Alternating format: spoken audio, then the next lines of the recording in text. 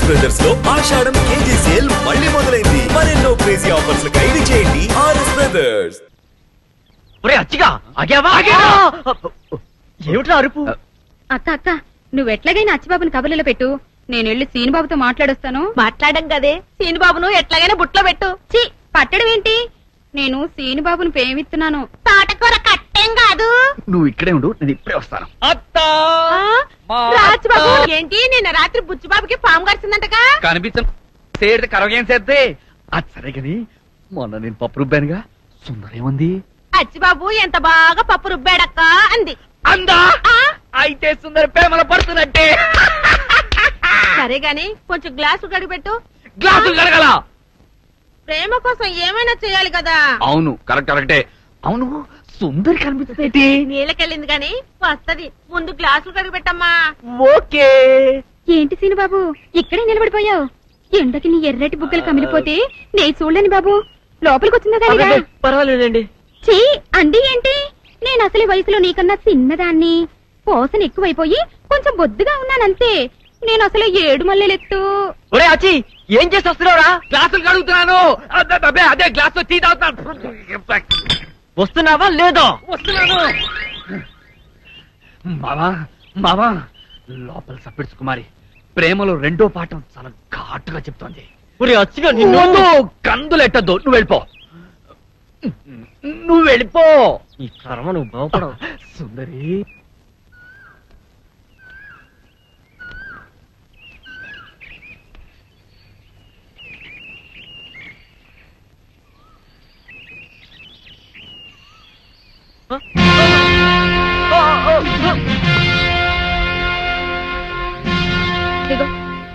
దిగో దిగ బాయ్. ఏంటి నా మీద మీ తాతయ్య కంప్లైంట్ చేస్తావా? మాట్లాడబోయ్. ఇక్కడ అల్లరి చేస్తే కూడా వస్తాడా మీ తాత? చెప్పు. ఇలా రోడ్డు మీద ఆపి అల్లరి చేసిందని కూడా చెప్తావా? మోహన్ చూడరా, చూడు నిన్ను రోజు ఇలాగే అల్లరి చేస్తా. దమ్ముంటే నువ్వు కూడా అల్లరి చెయ్యి, అంతేగాని పెద్దవాళ్ళ దాకా వెళ్తే మాత్రం గొడవలు అయిపోతాయి. కాలేజీకి వెళ్ళలేవు, జాగ్రత్త. సరేనండి. ఏంటి సరే, ముందు చేసిన తప్పుకు ఫైన్ కట్టు.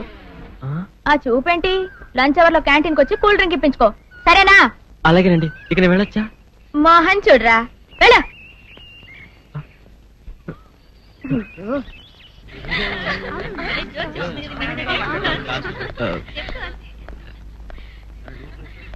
ఏమండి?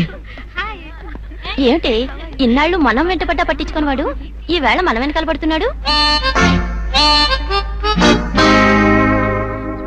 మోహన్ చూడరా, మీకోసమేం కాదులే, వీర బ్యూటీని నేనున్నాను కదా, నా కోసం.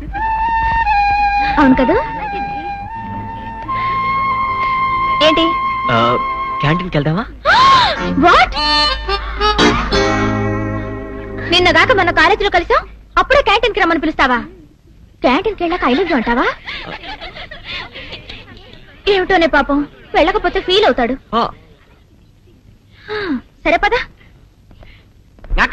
నాకన్యా వచ్చేసా, తెచ్చేసా. నాగేశ్వరం ఊదటం తప్ప ఇంకేమీ తెలియదు నీకు? పొయ్యి ఊదే కర్మ పట్టిందా? అక్కడ ఏంటి అలా రెచ్చిపోతున్నావు? నేను తెమ్మనవి తెచ్చావా లేదా? తెచ్చానండి బాబు, ఇదిగో ముక్క, ఇదిగో చుక్క. సారా నా చేతికిచ్చి నా కాడు తీసుకో. కాళ్ళేంటండి బాబు, మొత్తం అన్ని బిసికేస్తాను. మంగారు మా పెళ్లి ఎప్పుడు చేస్తారండి? అప్పుడేనా, ముందు నా కోరిక తెచ్చాలి కదా. చెప్పమా, ఆ క్షణంలో తీర్చేస్తాను. ఏముంటాయి, బల్లి బుర్రలో ఉన్న రసాన్ని 1 లీటర్ తాగాలని ఉంది. ఏంటి? ఎద్దు కన్ను, దున్నపోతు గుండె, గుర్రం నాలక ఇవన్నీ తీసుకొచ్చి శనికాల మీద వేసి రంగరించి ఉప్పు కారం జల్లి కటకముక్క మాంసం తీసుకొచ్చి దీంట్లో కలిపి ఉడికించి బటన్ అదేంటమ్మా తిమింగలం మాంసం, అదే తిమింగలం పాలతో చేసిన పాయసంతో కలిపి తింటా నా సామి రంగా. బాబు గారు అయ్యా, ఇదేం బాలేదయ్యా. ఏంటని వనిదే? ఈ బుల్లోని మరీ అంత ఏపుతుండే ఏం బాలేదు. ఏంటే ఆయన చూసిన తర్వాత నీ మనసు దిల్కుష్ అయిపోయిందా? అవునయ్యా, ఆ బుల్లోని ఏడిపించింది చాలు గాని మా ఇద్దరికి ముడిట్టే. నీకు ఇష్టమైతే నాకే ఇష్టమే అమ్మడం. నువ్వు సంగతి మర్చిపోకు. ఆ నువ్వు నాకనిమైన బేమలో ఉన్నాడు. నీ పెళ్లి అయ్యాక కొంతకాలం సంసారం ఏదాకా అనేదే బేమలో ఉంచాలి, లేకపోతే నీ బతుకు అదిగో అలా బూడిద పోలు అయిపోతాయి. నాగకన్యా, ఓహోయ్ ఓహోయ్ ఓహోయ్. నా నాగకన్య నాకు దక్కించండి. మీ మేలు ఈ జన్మలో మర్చిపోను. ఇదిగా నా మేలు మర్చిపోయినా పర్వాలేదు గాని ఓ సంగతి మాత్రం మర్చిపోకం. ఏంటండి? నా కూతురు పెళ్ళయ్యాక దాని కంటమటగానో నీటి చొక్కన కారిందో కాట్లే పెట్టా. కారణమనండి.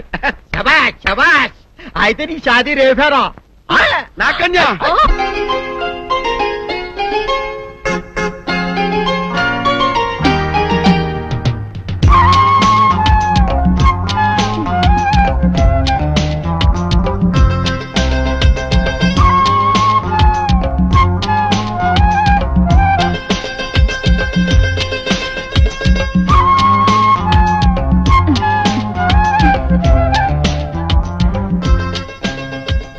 అమ్ముడు భోజనానికి రా.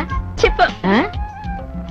భోజనానికి రావే అంటే చీపు అని ముసిముసి నవ్వులు నవ్వుతావేమిటే? లే, ఆకలిగా లేదు నానత్త. ఏమైంది దీనికి? కంచం ముందు కూర్చుంటే అదే ఆకలి అవుతుంది. లే, లెమ్మంటుంటే లే.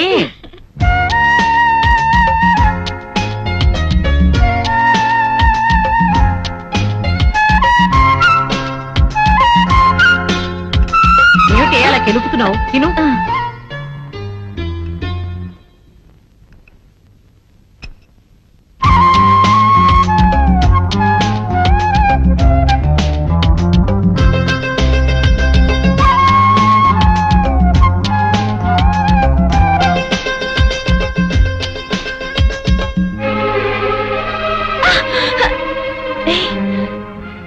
ఏంటిది? నానత్త చూస్తుంది. అయ్యో రామ, నేను చూడటం ఏమిటి? అసలు నువ్వు ఈ లోకంలో ఉన్నట్లేవే. అనందిను తినాలనిపించడం లేదు నానత్త.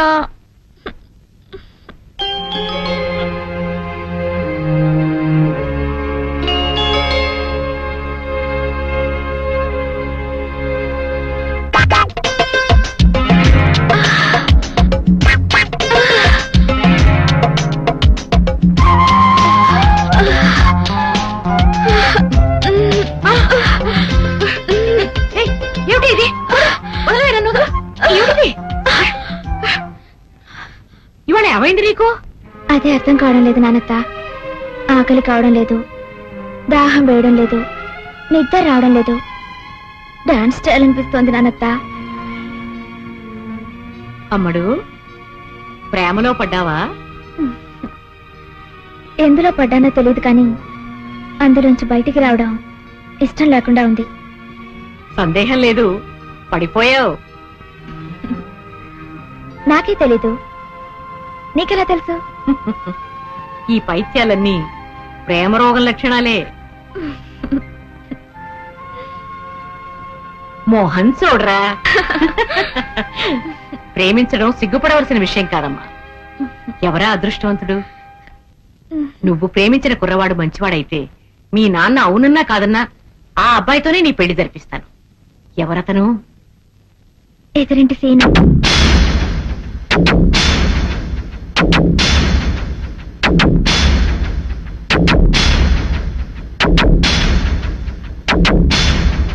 ఏమిటి నానత్త? ఏమిటి అలా అయిపోయావు?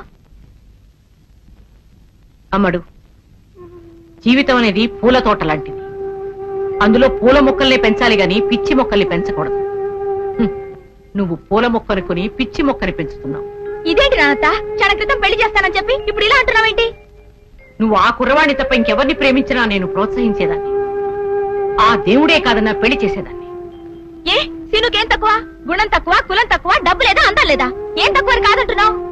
గుండె బలం తక్కువ. అతనికి ప్రేమించే ధైర్యం లేదు, ప్రేమించినా పెళ్లి చేసుకునే దమ్ము లేదు. నువ్వు అతన్ని మర్చిపో. నానత్త, మర్చిపో అని ఎంత తేలిగ్గా చెప్పావు నానత్త. నువ్వెప్పుడైనా ప్రేమలో పడుంటేగా ఆ బాధ నీకు తెలిసేది.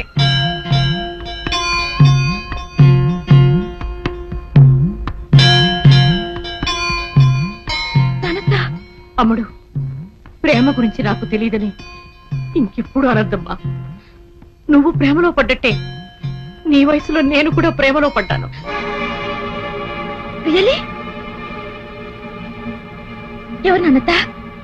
చెప్పు నాన్నత ప్లీజ్. ఎవరు నాన్నత? ఎవరది? నువ్వు ప్రేమిస్తున్నా సీను తాతయ్యని. అంటే వీరే దొరనా? అవును, మేమిద్దరం పెళ్లి చేసుకోవాలని ఎన్నో కలలు కన్నాం. కాని అతని వైపు పెద్దవాళ్లు మా పెళ్లికి అంగీకరించలేదు. తల్లిదండ్రులు ఎదిరించే ధైర్యం లేక వీరయ్య దొర పిరికితనంతో వేరే పెళ్లి చేసుకున్నాడు. పోగొట్టుకున్న ప్రేమని మర్చిపోలేక నేను మాత్రం పెళ్లి చేసుకోకుండా ఇలాగే ఉండిపోయాను. ప్రేమ అనేది పద్మ వ్యూహం లాంటిది. లోపలికి వెళ్ళినంత తేలిక కాదు బయటికి రావడం. అందుకే చెప్తున్నాను, అతన్ని నువ్విప్పుడే మర్చిపో.